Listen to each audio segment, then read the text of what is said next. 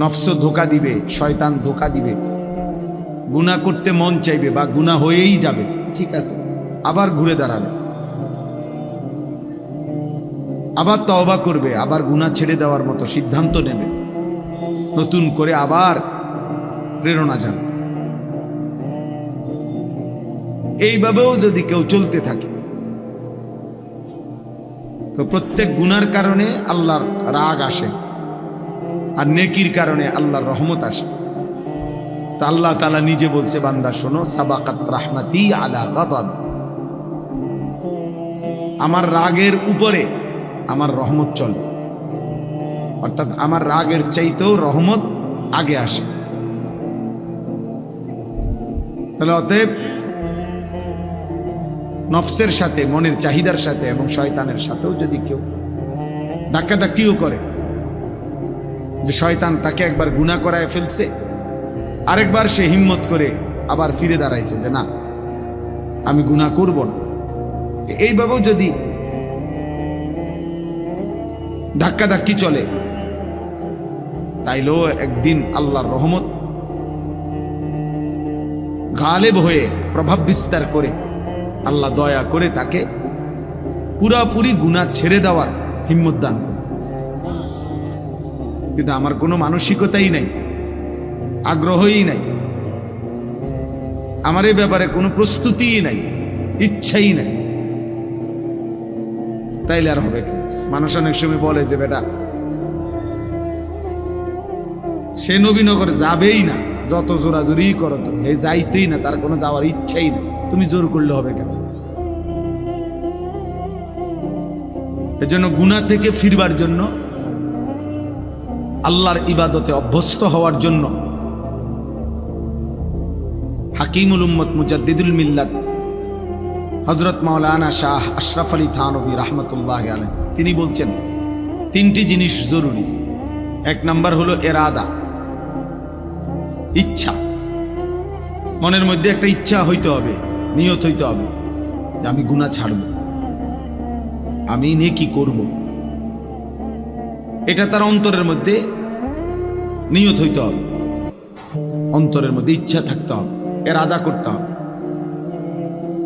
এরপরে দুই নম্বরে হলো হিম্মত, যথাসাধ্য সর্বোচ্চ চেষ্টা দিয়ে হিম্মতের সাথে গুনাহ থেকে বাঁচার চেষ্টা করতে হবে। কলিজা ছিঁড়ে যাইতেছে, মন চাইতেছে বেশি, তবুও মনেরে বুঝাইতে হবে, ফিরাইতে হবে, হিম্মত করতে হবে যে না, আমি গুনাহ করবই না, আমি মিথ্যা বলবই না, আমি সত্য বলেই যাব, আমি আমার আল্লাহর নাফরমানি করবই না, আমি ফজরের নামাজ পড়বই, ঘুমাবো না, উঠবই আমি। এই যে এরকম একটা হিম্মত, এটা সারা মানুষ ইবাদত আমলের মধ্যে পারবে না, হিম্মত লাগবে, একটা মজবুত ইচ্ছা শক্তি তার লাগবে। তাহলে এক নাম্বার হলো ইরাদা, ইচ্ছা, নিয়ত। দুই নাম্বার হলো হিম্মত, যথাসাধ্য গুনাহ থেকে বেঁচে থাকা, ইবাদতের উপরে জমে থাকা। আর তিন নম্বর হলো দোয়া, আল্লাহর কাছে দোয়া করতে হবে, চাইতে হবে আল্লাহর কাছে, আল্লাহ আমি তো আশা করছি, চেষ্টা করতেছি, আপনি আমারে তৌফিক দেন, আপনি আমারে তৌফিক দেন, গুনাহ থেকে বাঁচান, নেক আমল করার মতো যোগ্যতা দেন। সবাইকে বললাম, আমাকেও বললাম, জওয়ান বুড়ো সবাইকে বললাম, আপনি যদি গুনাহকে গুনাহই মনে না করেন, আপনি যদি নেকিকে প্রয়োজনই মনে না করেন, তো আপনার নেকি বাড়বে কেমন, গুনাহ ছুটবে কেমন? আপনার তো ছেড়ে দেওয়ার কোনো মানসিকতাই নেই, আগ্রহই নেই। এটা জরুরি বিষয়। ইরাদা, হিম্মত, দোয়া, মনের ইচ্ছা, সর্বোচ্চ চেষ্টা, আল্লাহর কাছে চাও। তিনটা মিললে ইনশাআল্লাহ আল্লাহর পথে চলা সহজ, আল্লাহই সহজ করবে। হযরত মুসা আলাইহিস সালাম একদিন আল্লাহকে জিজ্ঞেস করছিলেন যে আল্লাহ, আপনাকে পাওয়ার উপায় কি? বলছে দা নাফসাকা ওয়া তাআল। আল্লাহ বলছে মুসা, নিজেকে ভুলে যাও, তুমি তোমাকে ছেড়ে দাও, মানে তোমার মনের চাহিদাকে তুমি বাদ দাও, আর মনের চাহিদাকে বাদ দিয়ে আমার কাছে চলে আসো, দেখবা আমারে পায়ে যাও। তুমি যদি বলো যে আমার মনে যা চায় আমি তাই করব, কোনোদিনও আল্লাহকে পাইবা না, আখিরাত মিলবে না, জাহান্নাম থেকে বাঁচা যাবে না। ইন্নান নাফসা লাআম্মারাতুম বিসসু, কোরআনুল কারীমের মধ্যে আছে, আল্লাহ তাআলা বলছে মানুষের নফস, মানুষের মনের চাহিদা প্রচন্ড বেশি, সারাক্ষণ মানুষকে গুনাহের প্রতি আদেশ করে, গুনাহের প্রতি, গুনাহের প্রতি। নফস মানুষের মনের চাহিদা মানুষকে বার বার বার বার গুনাহ করতে আগ্রহী করে। এজন্য চোখ নামাইতে ভিন নারী থেকে দিল বলে কম, তাকাইতে বলে বেশি। সবাই আমরা কল্পনা করে দেখি, মনে যেন ভেতর থেকে কে যেন বলতেছে দেখো, দেখোস না, দেখবি না, আর একটু দেখে ফেল, কিন্তু দেখবা না, সাবধান, আল্লাহ তাআলা দেখতেছেন, আল্লাহ তাআলা হিসাব রাখছেন, ডানে বামে ফেরেশতা লিখতেছে, হাসরের ময়দানে বিচার হবে। এই কথাটা মনে করানো ভিতর থেকে, এটা কম, এটা কম। এই জন্য আল্লাহ তাআলা বলছেন মানুষের মনের চাহিদা মানুষকে গুনার প্রতি বেশি ধাবিত করে, গুনাহের প্রতি। এই জন্য দয়া করে ছেলেরা, নওজোয়ান, বাঁচতে হলে চেষ্টা করতে হবে। আর যদি বলো ঠিক আছে হুজুর, আমি আমার আখিরাত বলতে কিছু বুঝি না, মৃত্যু, কবর, পরবর্তী জীবন, এটা বলতে আমার কোনো কিছু নাই, বুঝ নাই, আমি এটা চাইও না, আমি ফেরাউন নমরুদের মতো, হামান কারুনের মতো শুধু দুনিয়া ভোগ করতে চাই, তো ঠিক আছে চলো, দুনিয়ায় চলো। বাকি কথা হইল কোরআনুল কারীমের মধ্যে আল্লাহ তাআলা বলছে দুনিয়া বান্দা যতই চাক, আমি বরাদ্দ যে দূর রাখছি ওর দূরে মিলে। তোমার আব্বা চেষ্টা করেও, তোমার 14 গোষ্ঠী চেষ্টা করেও এর চাইতে বেশি দিতে পারে, ওইটুকু দুনিয়ায় মিলবে যেটুকু আল্লাহ লিখে রাখছে, ফাঁকি দিয়া আখিরাতটা বরবাদ করে দিবা। যত নারী দেখছো অত নারী কোনো তোমার জীবনে মিলবে না, যত সম্পদের লোভ করছো, টাকার যত প্রয়োজন মনে করো, এত টাকা কোনো মিলবে না। এক একজনের মনের যত চাহিদা, যত কিছু আকাঙ্ক্ষা, সব আকাঙ্ক্ষা পূরণ হয় না, এটাই স্বাভাবিক। আরো ধনী হলো, আরো সম্পদশালী হলো, তাহলে লাভ হইল কি? আর আল্লাহকেও ভুলে গেলাম, আখিরাতকেও ভুলে গেলাম, আল্লাহর ইবাদতকেও ভুলে গেলাম। এখান দিয়ে মনের ইচ্ছা মতো তো সব পাইলাম না, আমার চাহিদা মতো তো সব মিলল না। দুনিয়া তো আমার ওইটুকুই মিলল যেটুকু আল্লাহ লিখে রাখছে। আজ্জালনা লাহু ফিহা মা নাশাউ লিমান নুরিদু, আল্লাহ বলছে যতজন দুনিয়া চায় আমি সকলকে দুনিয়া দেই না, আমি যে কয়জনকে চাই ওই কয়জনকে দেই, এবং যতজন দুনিয়া যেটুকু চায় আমি অতটুকু দেই না, আমি আল্লাহ যেটুকু চাই অতটুকু অতটুকু দেই। কিন্তু সুম্মা জাআলনা লাহু জাহান্নাম, প্রত্যেক দুনিয়া লুভিকে দেখেন, ওই যে ওদের মোবাইল দেখেন, এদের মানে মেন ব্যস্ততা হলো মোবাইলটা। এটারে একবার আলগি দিয়া ধরে, একবার উঁচা করে ধরে, একবার নিচা করে ধরে, একবার ডান দিকে নেয়, একবার বাম দিকে নেয়। মানে হুজুরের যদি আরো বাপ হয়েও বলে, হ্যাঁ ফিকির হলো মোবাইল, এইটার মধ্যে উঠাবে, রেকর্ড করবে, কেউরে দেখাবে। এই কারে বলে, কি জন্য বলে, কোনো ফিকির নেই।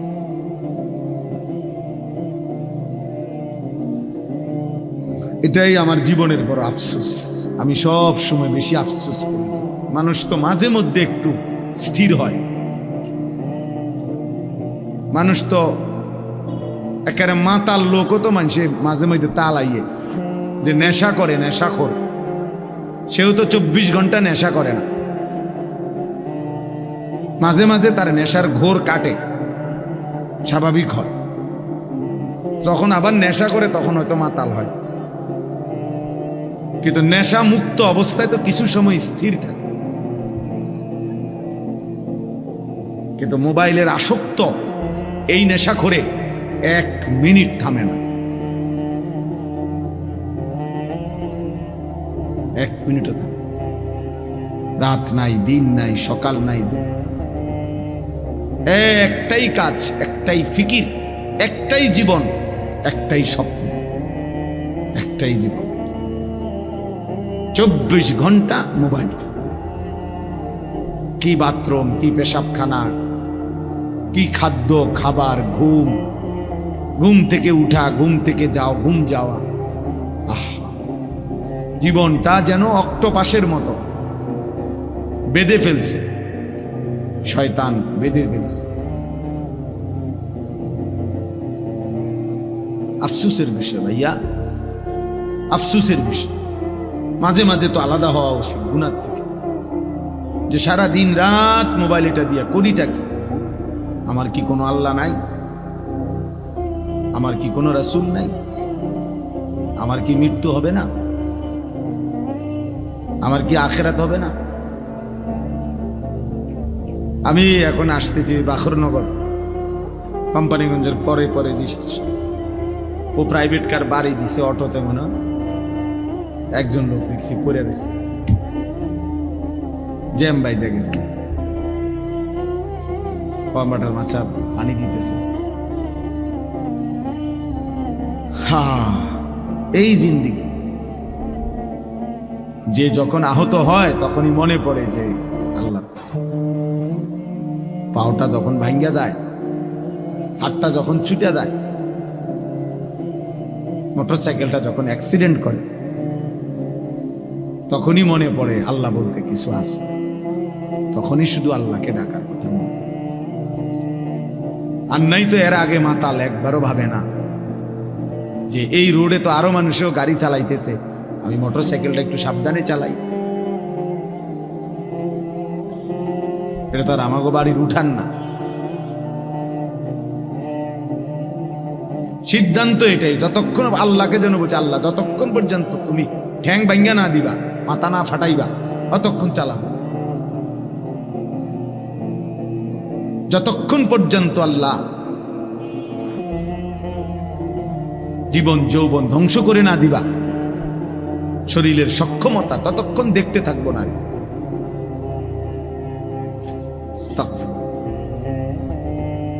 এজন্য দোস্ত, এটা ভাবা উচিত, বাবারাও ভাবা উচিত, সবাই আমরা ভাবা উচিত। 24 ঘন্টা 2 জিনিস আমাদের বিরুদ্ধে লেগে থাকে। এক হলো আমাদের মনের চাহিদা, নফস, আরেক হলো শয়তান। বাহিরে থেকে শয়তান, ভেতরে থেকে নফস। এই 2 শত্রু আল্লাহ আমাদের বিরুদ্ধে লাগায় রাখছে।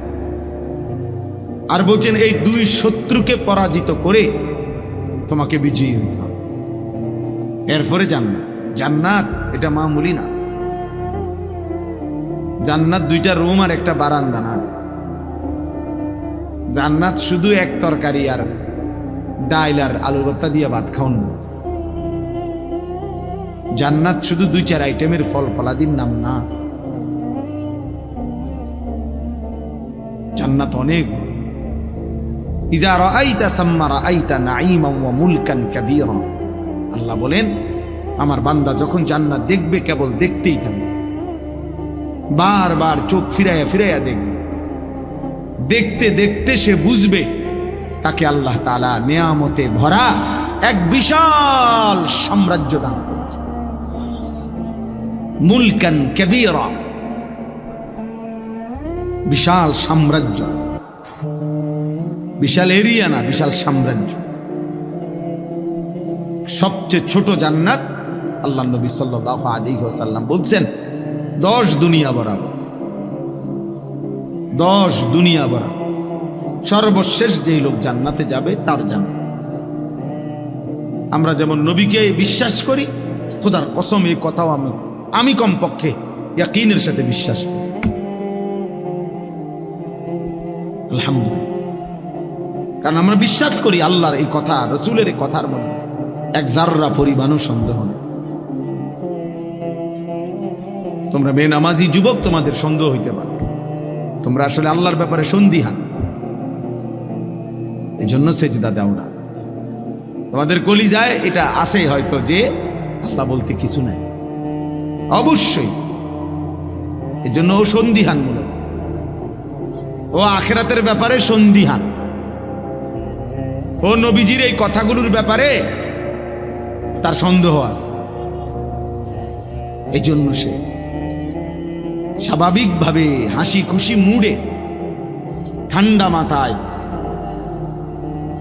নামাজও পড়ে না, সেজদাও দেয় না, অনবরত গুনাহ করছে, গুনাহ করছে, গুনাহ করছে। আস্তাগফিরুল্লাহ। নাইতো তো কমপক্ষে একটা যুদ্ধ করতো। গুনাহ আমার নাই, আমি বলি নাই, আমি কোনো বেহেশতের থেকে আইছি না, এখন আসছি ক্যান্টনমেন্ট থেকে। বুঝেন নাই কথা? আমি কোনো বেহেশতের থেকে আইছি না, গুনাহ আমার নাই, আমি এটা বলি নাই।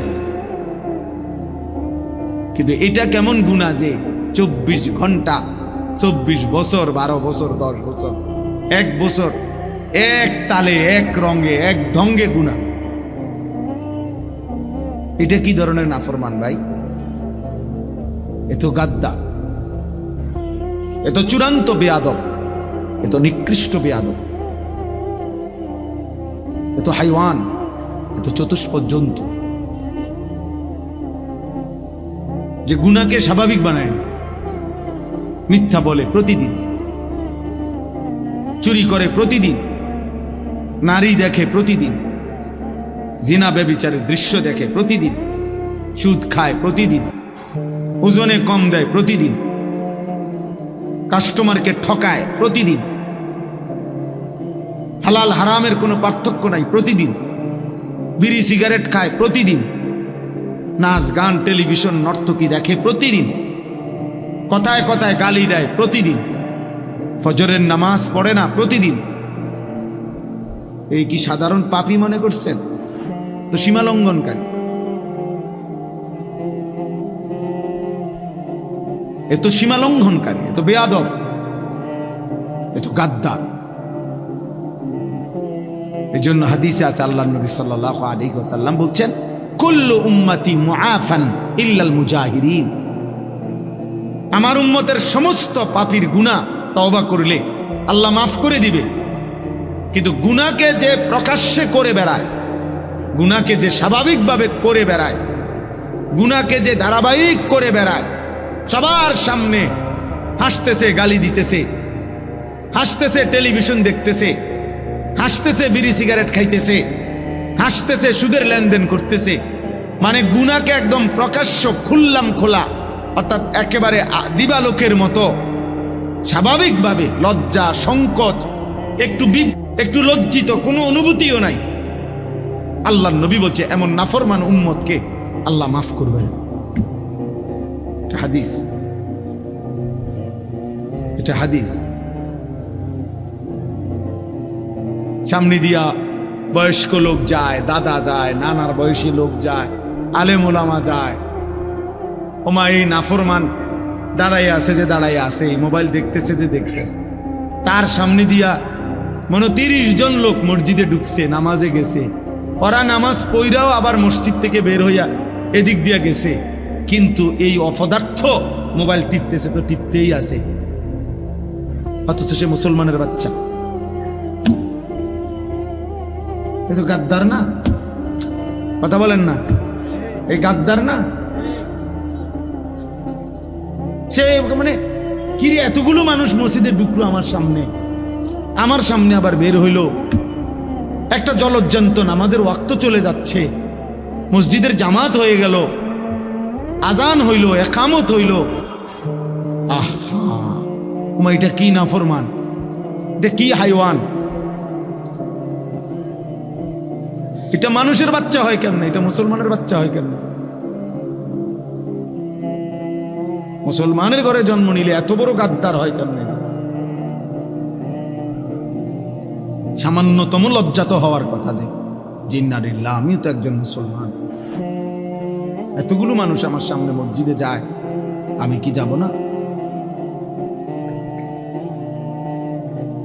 আমার কি কখনোই সময় হবে? চলো ভাই, এই জন্য এই আয়াত আমি পড়ছি। আল্লাহ তাআলা বলেন, ইয়া আইয়ুহাল্লাযীনা আমানু, হে ঈমানদারগণ, লা তাত্তাবিউ খুতুওয়াতিশ শাইতান, কোনোভাবেই বান্দা মুমিন, তুমি না আমার উপরে ঈমান এনেছো বান্দা, আমি বড় খুশি হইছি বান্দা, তুমি মুমিন, তুমি মুসলমান, তোমাকে জন্মসূত্রে হয়তো আমি ঈমান দিয়েছি, অথবা কেউ যদি পরেও ইসলাম গ্রহণ করে তাকেও আল্লাহ বলছে তুমি আমার। সমস্ত ঈমানদার, আল্লাহ কোরআনে নিজে বলছে, মুমিন আল্লাহর বন্ধু। ঈমানদার কার বন্ধু? আল্লাহর বন্ধু। মুমিনের বন্ধু আল্লাহ, আল্লাহর বন্ধু মুমিন। এজন্য তাফসীরের মধ্যে আছে, ইয়া আইয়ুহাল্লাযীনা আমানু, হে ঈমানদারগণ, এই কথার আরেকটা অর্থ হলো হে আমার বন্ধুগণ। আল্লাহ বলছে হে আমার বন্ধুরা,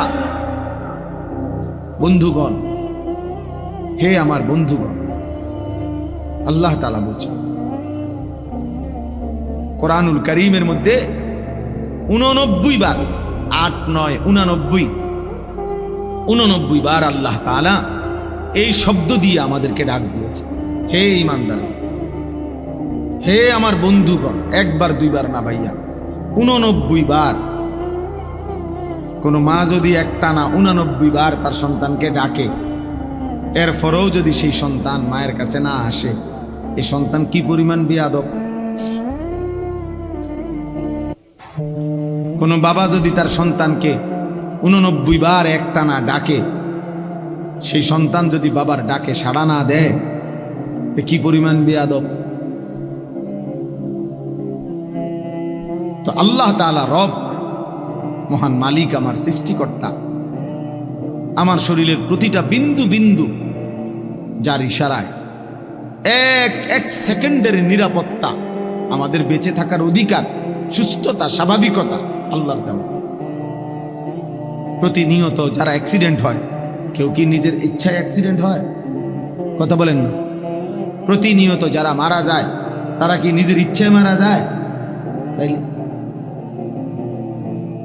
আল্লাহ তাআলা যখন তার নিরাপত্তার চাদর সরিয়ে নেয় 1 সেকেন্ডের জন্য, 1 মিনিটের জন্য, তো বান্দা দুর্ঘটনায় পতিত হয়। তো এই জন্য প্রতি মুহূর্তে আল্লাহ তাআলা 24 ঘন্টা আমাদেরকে লালন করছেন, পালন করছেন। 24 ঘন্টা আল্লাহ তাআলা নিজে বলছেন, ইন্না রাব্বাকা লাবিল মিরসাদ, নিশ্চয়ই তোমার রব কঠোর নজর রাখছেন তোমাদের উপর, একদম কঠোরভাবে, এক সুতা, এক বিন্দু। আল্লাহ তাআলা বলেন, তুমি 1 সেকেন্ড, একটা নিঃশ্বাস বান্দা আমার নজরের বাহিরে না। আয়াহসাবু আল্লাম ইয়ারাহু আহাদ, আল্লাহ বলে আমার বান্দাকে জিজ্ঞেস করো, সে কি এটা মনে করে যে তাকে কেউ দেখে না? কি ব্যাপার, আমরা কেউ মনে করি এটা? ভাই বলো না, ছেলেরা ভাই বলো, আমরা কি এটা মনে করি যে কোনো একটা ঘন্টা এমন আছে, সপ্তাহের একটা দিন এমন আছে, রাতের একটা সময় এমন আছে যে সময় আল্লাহ আমাদেরকে দেখে না? এমন ঘন্টা কখন, এমন সময় কখন, এমন সপ্তাহ কখন? তাহলে তো আল্লাহ তাআলা বলছেন, ইয়া আইয়ুহাল্লাযীনা আমানু, হে ঈমানদারগণ, আমি ডাকছি তোমাকে,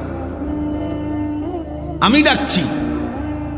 আমি ডাকছি বান্দা, এর চাইতে প্রিয় আর কি হইতে পারে? হাসান বসরি রাহমাতুল্লাহ আলাইহি বলছেন, একজন মুমিনের উচিত এই ডাকটা শুনবার পর গোটা পৃথিবী ভুলে গিয়ে আল্লাহর ডাকে কান পাতা শোনা, রাখো চপ চুপ, আমার মালিক আমার মনিব আমারে ডাক দিছে, আমি শুনি তিনি আমাকে কি বলছে। এটা ইনসাফের দাবি। কোন মানুষ তার অফিসের বস, সিনিয়র কর্মকর্তা আপনার ডাক দিলে সে যেই পরিমাণ দৌড় মারে আর জি স্যার বলে। আমি ওই দিন আমারে আপনার একটা জেলার একজন পুলিশের এডিসি, উনি আমার একটা মাহফিলের দাওয়াত দিতে চাচ্ছে, এখন আমার নাম্বারে পায় না, তো আমার বুড়িচং থানার ওসিরে উনি ফোন দিছে ওখান থেকে। ওসি আমাদের ফাঁড়ির যেই ইনচার্জ ওনারে ফোন দিছে।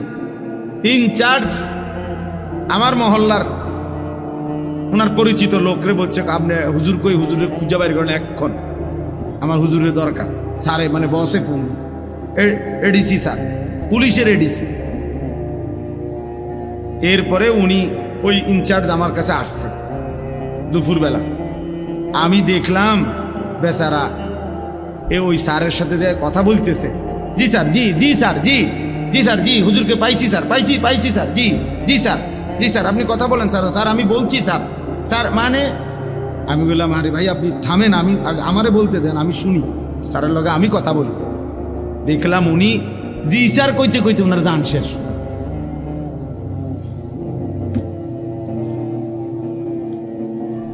অথচ ওইটা উনি এখন এই মুহূর্তে ওইটা উনি ওনার রেঞ্জের না, উনি তো হলো ওই আরেক জেলার, উনি হলো এই জেলার। ওনার হুঁশ নাই, সোজা কথা হুঁশ নাই। নিজের ফাঁড়ি তুইয়া ইনচার্জ আইসা পড়ছে আমার খুঁজা বাইর করছে যে স্যারে কইছে হুজুরি টোয়া বাইর করতে।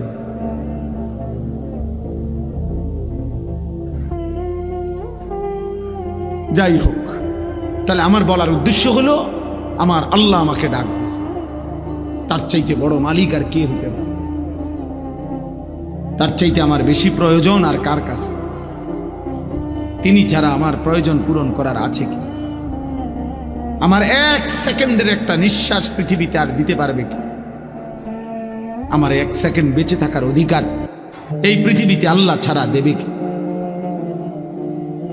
কোন পৌঁছেগা হামে তেরে সওয়াব। থানভী রহমতুল্লাহ আলাইহি দোয়ার মধ্যে আল্লাহকে বলতেন, আল্লাহ আপনি ছাড়া আমগো খবর নেই কে? আপনি ছাড়া আমাদের কথা জিজ্ঞেস করে কে? আমাদের আছে কি?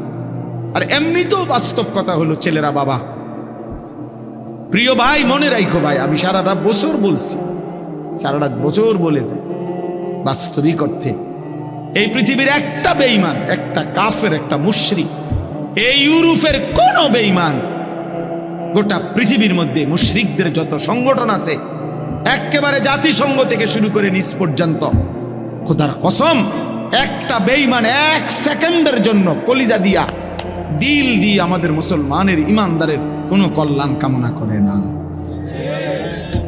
যা বলে এগুলো ফাঁকা বলি, এগুলো হলো মৌখিক বলি,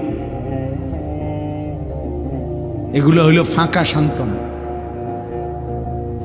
মানবাধিকারের নামে, হিউম্যানিটির নামে ধোকা ধোকা ধোকা। নয়তো আজকে প্রায় ৭৮ বছর ৭৭ বছরের মতো ফিলিস্তিন সমস্যা, ফিলিস্তিনের মুসলমান নির্যাতিত আজকে ৭৮ বছরের মতো। জানেন আজকে ১.৫ বছর, আজকে ২ বছর।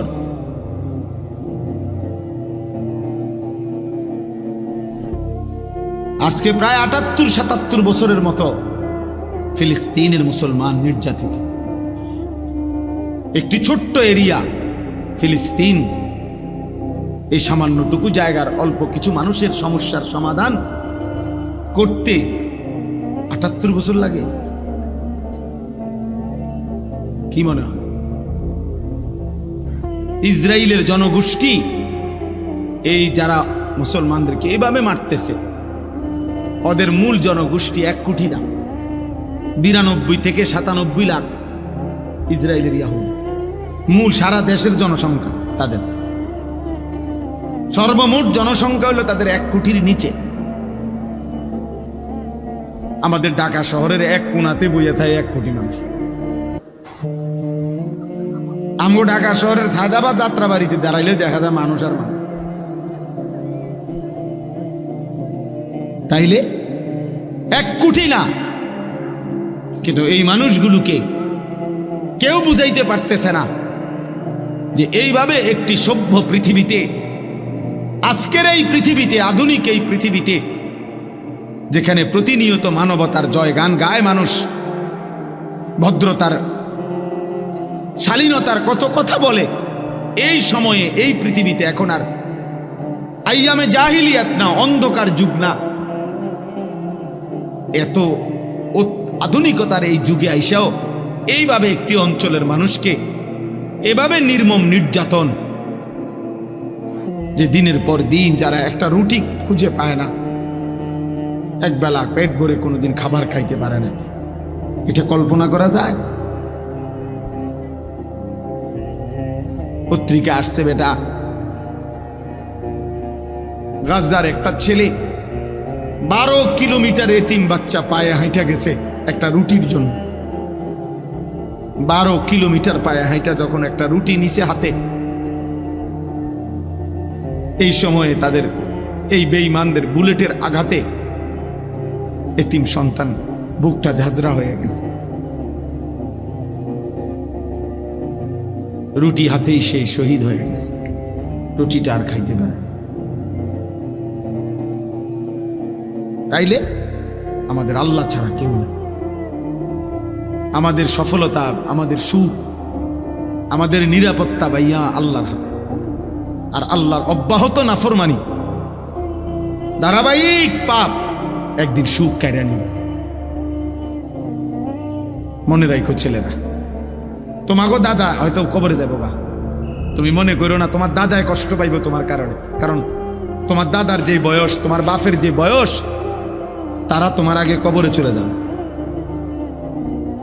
কিন্তু তোমার এই অসভ্যতা, তোমাদের এই 14, 16, 18, 20, 22 বছরের ছেলেরা, তোমরা যা করতেছ, এর খেসারত, এর প্রায়শ্চিত্ত তোমরা দুনিয়ায় দিতে হবে। মনে রাখো, মনে রাখো বাপ। আমি তো আর একদিন বলি না, 1000 বার বলছি। এত অল্প বয়সে, 18 বছর মাত্র বয়স, এত অল্প বয়সে এত নারী দেখে ফেললা, এত কম বয়সে এত ছবি দেখে ফেললা, এত অল্প বয়সে এত উলঙ্গ ছবি দেখে ফেললা। হায় জানোয়ার, বাকি জীবন কি করবা? এমন সুন্দর 18 বছর বয়সেও এত বড় সাহস যে বছরে 6 মাস, 1 বছর, কোনদিন হয়তো একটা বছর চলে গেছে, কোনদিন 5 ওয়াক্ত নামাজ পড়লা না, এত কম বয়সে এত সাহসী হয়ে গেলা। আল্লাহরে কিছুই মনে করো না? হ্যাঁ, কি ভাবতেছ? এইভাবে সুখে আর রঙের গুড্ডি উড়বে? হ্যাঁ, পৃথিবীতে শুধু মুসলমানদের মধ্যে ফিলিস্তিন শুধু অপরাধ করছে, এই জন্য রক্তাক্ত নাকি? কথা বলে না? আর আমরা সব জুনায়েদ বাগদাদি নাকি? আমরা সব আব্দুল কাদের জিলানি নাকি? তাইলে তাইলে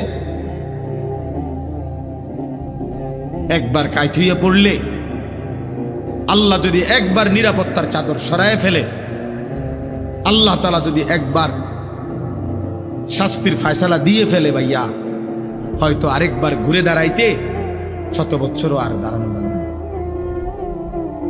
না। মনে রাখতাম,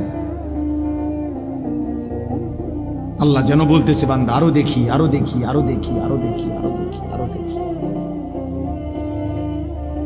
কিন্তু আল্লাহ যদি বলে ফেলে, বান্দা ঠিক আছে এবার শাস্তি দেব, তখন কি করবে? আল্লাহকে ফিরাবে কি বলেন?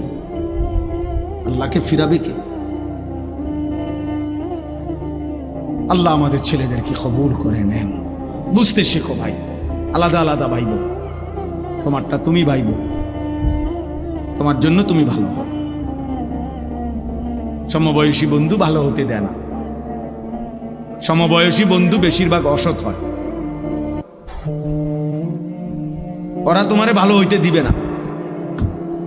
ও তোমারে বারবার নারী দেখাবে, উলঙ্গ কথা বলবে, নষ্ট ভ্রষ্ট কথা বলবে, অসভ্য, জিনা ব্যভিচার, নিকৃষ্ট, জুয়ার আড্ডা কোথায়, মদের আড্ডা কোথায়, নারীর আড্ডা কোথায়, ও তোমারে বলে দিবে। টাকা নাই, আমার থেকে নে দোস্ত। এমবি নাই তোর মোবাইলে, আমার থেকে নে, আমার থেকে নে, আমার থেকে নে। আমার মাদ্রাসা যেখানে, তার পাশের এক গ্রামে এই গত 2-3 বছর আগে একবার 3 গ্রামে মারামারি হয়েছিল, একবার বিশাল মারামারি। শুধু এই কথা নিয়ে যে বলতেও লজ্জা, মানে এক ছেলে এসএসসি বয়সী মানের, ওই ছেলে আরেক ছেলেরে বলছে যে দোস্ত তোর তো 3 জনের লগে লাইন, আমার একটা দেশ না। এই কথাইটা নিয়ে এই শুধু এই এক বাক্য নিয়ে ঝগড়া লাগতে লাগতে হসপিটালে গেছে বহুজন, এবং 3 গ্রামে মারামারি হয়েছে, বিশাল মারামারি। শয়তান এইভাবে ঝগড়া লাগাই দিছে। নাউজুবিল্লাহ, আল্লাহ আমাদেরকে হেফাজত করে। তো আল্লাহ তাআলা বলেন, হে ঈমানদারগণ, হে মুমিনগণ, তুমি আমার, তোমারে বান্দা আমি বলি, আর কেউ না শুনুক আমি আল্লাহর কথা, তুমি তো আমার ঈমানদার বান্দা। তোমাকে বলছি, লা তাত্তাবিউ খুতুওয়াতিশ শাইতান, কোনোভাবেই শয়তানের রাস্তা অনুসরণ করো না। তাফসীরের মধ্যে আছে প্রত্যেক গুনাহ শয়তানের রাস্তা, প্রতিটা গুনাহ, প্রতিটা ছোট বড় গুনাহ শয়তানের রাস্তা। যেখানেই গুনাহ সেখানেই শয়তান, যেখানেই শয়তান সেখানেই কি গুনাহ। গুনাহ গুনাহ। লা তাত্তাবিউ খুতুওয়াতিশ শাইতান, শয়তানের রাস্তা অনুসরণ করো না, মানে গুনার রাস্তায় যেও না বান্দা, পাপের রাস্তায় যেও না বান্দা, আমার রাস্তা ছেড়ো না বান্দা।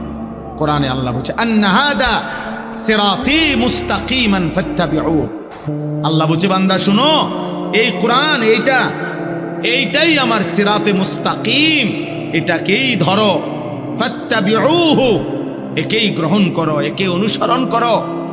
ওয়ালা তাত্তাবিউস সুবুলা, আর কোনো পথে যেও না, ভিন্ন পথে যেও না। ফাতাফাররাকা বিকুম আন সাবিলিহি, তাহলে আমি আল্লাহর রাস্তা থেকে ভিন্ন পথে গেলে তোমারে ছিন্ন ভিন্ন করে দিব। যেও না বান্দা।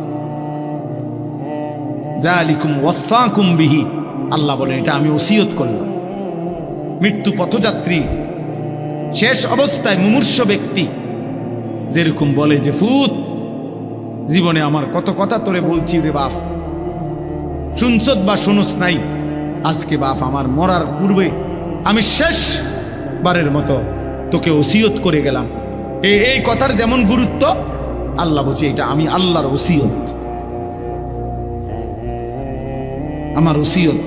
আল্লাহ বলছে, এখানে আল্লাহ তাআলা এটা বললেন যে আমার বান্দা গুনার রাস্তায় যেও না, শয়তানের রাস্তায় যেও না। নবীজি বলছেন, ওয়া ইন্নাল ফুজুরা ইয়াহদি ইলান নার, প্রত্যেকটা গুনাহ শেষ পর্যন্ত জাহান্নামের দিকে নিয়ে যাবে, যদি ফিরে না আসে, যদি তওবা না করে।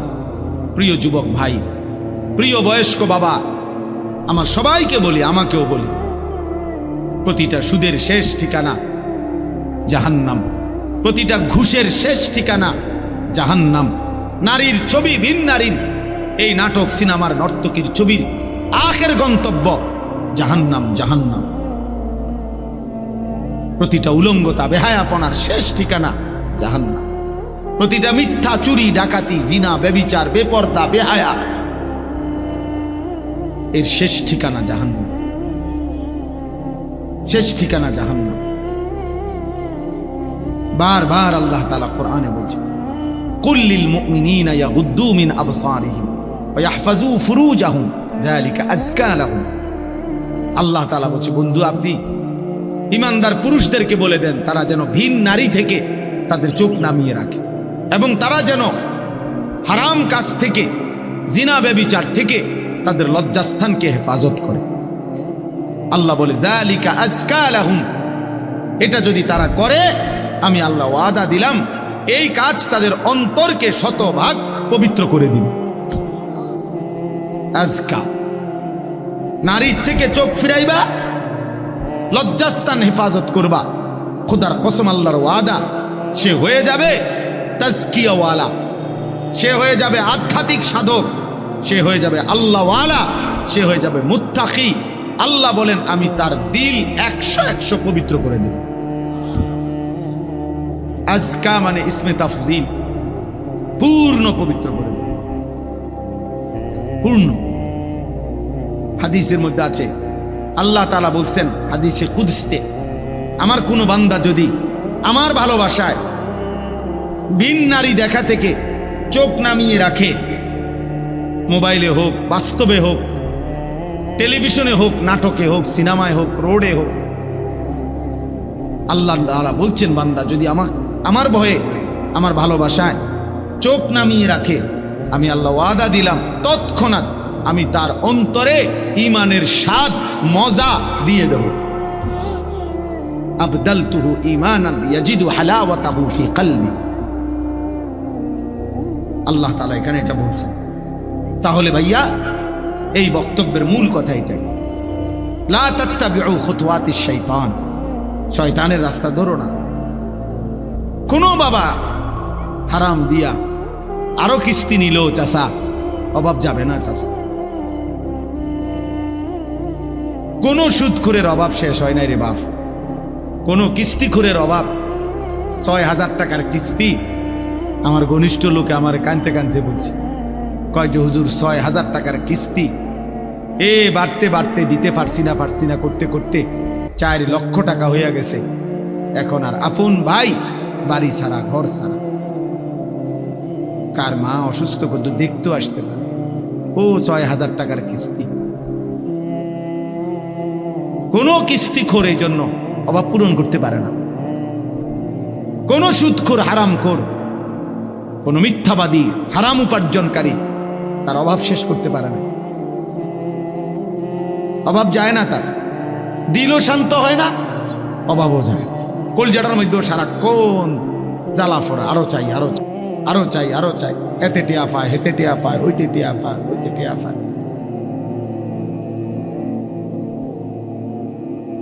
দিলটাও অশান্ত, আখিরাতটাও বরবাদ। এই জন্য যুবক ভাই তোমাদেরকে বলি, নারীর আকর্ষণ, তুমি যদি এই ফান্দে পড়ে যাও, বিশ্বাস করো ভাই তৃপ্ত হবে না, স্বস্তি মিলবে না। এটা তোমার সারাক্ষণ অস্থির বানায় রাখে।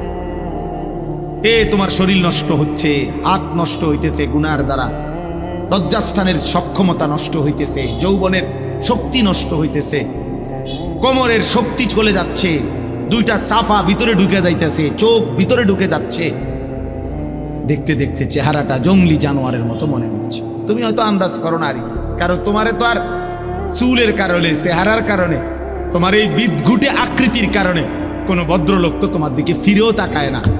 কেউ তোমারে বলবে, তোমার যে ডাকাইতের মতো চেহারা, তোমারে বলবে কে যে তোর এই অবস্থা কা, আর তুমি তো গারফাক দিবা,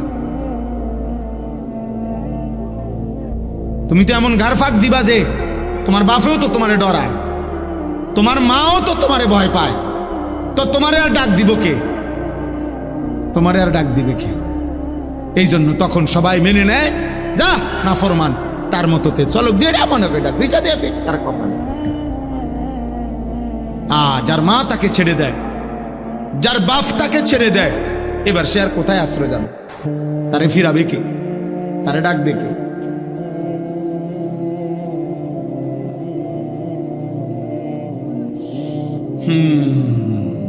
ইয়া আইয়ুহাল্লাযীনা আমানু লা তাত্তাবিউ খুতুওয়াতিশ শাইতান। এজন্য রব্বুল আলামিন বলে, মুমিন শয়তানের পথ অনুসরণ করো না, গুনাহের রাস্তায় যেও না, তোমাকে দুনিয়াও ধ্বংস করে দিবে, আখিরাতও ধ্বংস করে দিবে। ওমান ইয়াত্তাবিউ খুতুওয়াতিশ শাইতান ফাইন্নাহু ইয়া'মুরু বিল ফাহশাই ওয়াল মুনকার। আল্লাহ বলে, শয়তানের পথ ধরলে আমি আল্লাহ বলে দিলাম, শয়তান 24 ঘন্টা তোমাকে অশ্লীলতা, নারীর দ্বারা যত গুনাহ হয় এমন গুনাহের কথাই করতে বলবে।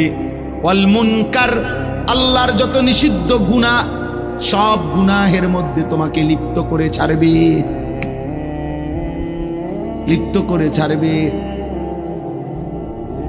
কিতাবের মধ্যে আছে 300 বছরের আবেদ, 300 বছর বনি ইসরাইলের আল্লাহর ইবাদত করছিল, সে মানুষটাও যখন নারীর খপ্পরে পড়ছে, নিজের ঈমান আমল আখিরাত বরবাদ হয়ে গেছে, আখিরাত বরবাদ হয়ে গেছে। কিতাবের মধ্যে আছে বালআম ইবনে বাউরা নামে সাহাবীরা বর্ণনা করছে, পূর্ব যুগের একজন বড় সাধক ছিল, অনেক বড় সাধক। তার যোগ্যতা এমন ছিল, আল্লাহ তাকে এমন যোগ্যতা দিছিলেন যে সে কোনো কিছু দোয়া করিলে তৎক্ষণাৎ আল্লাহ কবুল করতেন, মুস্তাজাবুদ দাওয়া ছিল সে। কিন্তু স্ত্রীর, নারীর প্রলোভনে সে হারাম ঘুষ মুসা আলাইহিস সালামের বিরুদ্ধে আল্লাহর কাছে বদদোয়া করার জন্য মুসা নবীর বিরুদ্ধদের লোকদের কাছ থেকে অনেক টাকা, স্বর্ণ, রৌপ্য গ্রহণ করছে। নারীর ফাঁদে পড়ে শেষ পর্যন্ত আল্লাহ তাআলা কোরআন শরীফে আছে দোস্ত, সূরা আরাফের মধ্যে, ওই লোককে আল্লাহ তাআলা শেষ পর্যন্ত এমন অভিশপ্ত বানাইছে যে সে মুসা নবীর বিরুদ্ধে কিছু বললেই ওই যারা তারে পয়সা দিছে বলতেছে, সে নিজে বুঝতেছে যে আমি মুসার বিরুদ্ধে কই, কিন্তু মুখ দিয়া বাইরে সবাই শোনে যে ও যারা টাকা দিছে তাকে বিরুদ্ধে কয়। বুঝেন নাই? প্রতিটা বদদোয়া উচ্চারিত হচ্ছে অগবিরুদ্ধে। ওরা চিল্লায়া চিৎকার শুরু করে দিচ্ছে, আরে আরে আরে আরে তুই কি কও, থামো থামো, তুমি কি বলছো, তুমি আমগো বিরুদ্ধে বদদোয়া দিতে আসো।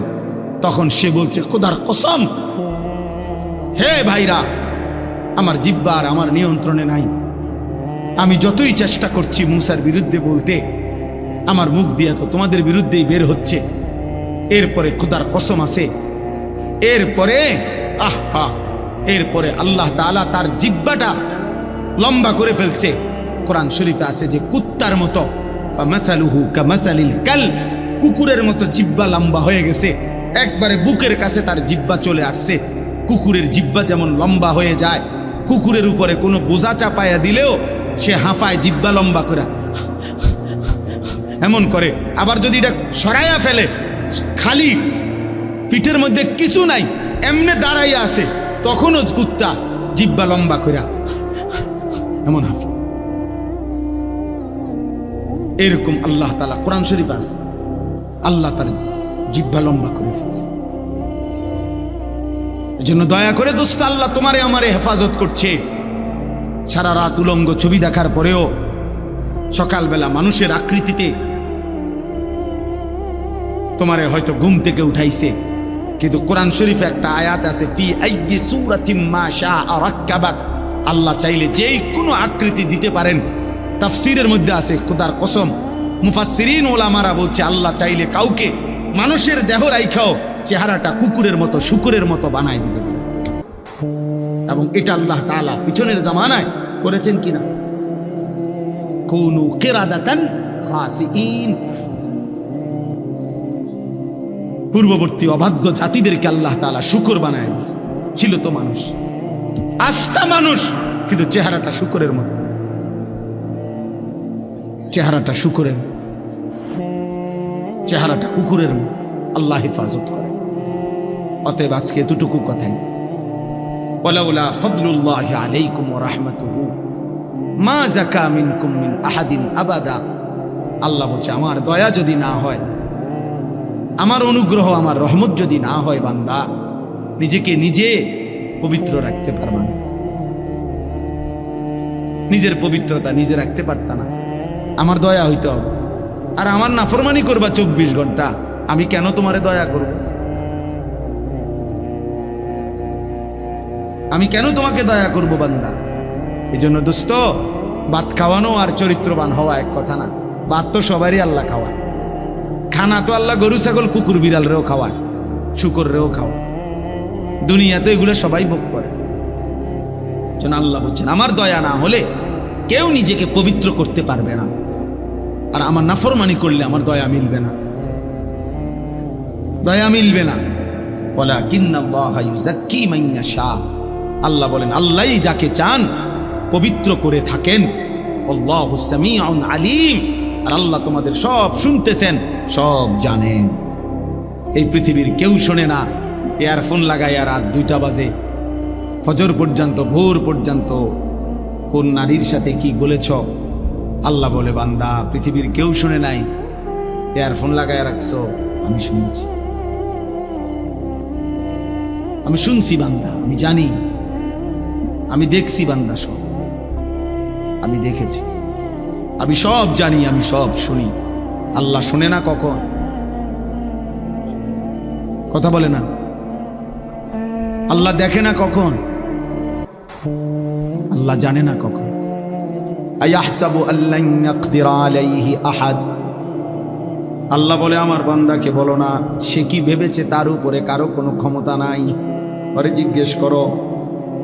আল্লাহ বলে বান্দা তাকে জিজ্ঞেস করো তো, এত মিথ্যা, এত নাফরমানি, এত বেনামাজি জিন্দিগি, একটা সেজদাও সে যে দিচ্ছে না, সে কি মনে করেছে তার উপরে কারো কোনো ক্ষমতা নাই? কি ভেবেছেন বলেন? কারো ক্ষমতা নাই? কথা বলে না। আয়াহসাবু আল্লাম ইয়ারাহু আহাদ, আল্লাহ বলে আমার নাফরমান বান্দা কি ভেবেছে তাকে কেউ দেখে না? কি মনে করেন দেখে না? আলাম ইয়ালাম বিআন্নাল্লাহা ইয়ারা, আল্লাহ বলে সে কি জানে না তাকে আল্লাহ দেখে? আল্লাহ দেখে। ইয়ালামু খাইনাতাল আয়ুনি ওয়া মা তুখফিস সুদূর, আল্লাহ বলে বান্দা চোখের খেয়ানত, চোখের দ্বারা তুমি যত গুনাহ করছো আমি জানি, অন্তরে যত গুনাহ লুকিয়ে রেখেছো আমি তাও জানি, আমি জানি বান্দা। দিলের গভীরে যা তাও জানি, চোখের বাঁকা চাহনিতে দেখো যা তাও জানি। তাকায় রয়েছে এদিকে, তাকাইতেছে ওইদিকে, আল্লাহ বলে বুঝছি কি চাইছো। আল্লাহ আমাদেরকে হেফাজত করে। এজন্য প্রিয় ভাই, এই ছেলেদের এই আয়োজন আহলে সুন্নাতুল জামাত পাঠাগার, আমি আগেও এই মাহফিলে আসছি, ও বাজারের কোন কোনা দিয়া বয়ান করছিলাম, হ্যাঁ সাবরার নিচে, ঠিক না? হ্যাঁ হ্যাঁ আমার মনে আছে।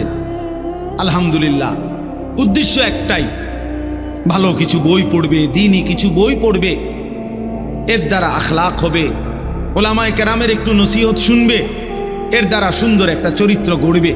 এই আশা নিয়েই এই নওজোয়ানদের এই সংগঠন, এই পাঠাগার, আমরা দোয়া করি আল্লাহ তাআলা তাদের এই সুন্দর উদ্যোগ, মেহনত, এই পাঠাগার আল্লাহ কবুল করে নেন। আর যারা এর সাথে সম্পৃক্ত আছো ভাইয়া, আমি তোমাদের কাছে অনুরোধ করছি, প্রিয় ভাই, দোস্ত আমার, বন্ধু আমার, তোমরা যেভাবে মানুষের কল্যাণে একটা ভালো কাজের উদ্যোগ নিয়েছ, ঠিক তেমনিভাবে নিজের কল্যাণে, নিজের ঈমান, নিজের আমল, নিজের আখলাক, নিজের চরিত্রের জন্য আরো উদ্যোগ নাও। আল্লাহ তাআলা আমাদেরকে তৌফিক দান করেন।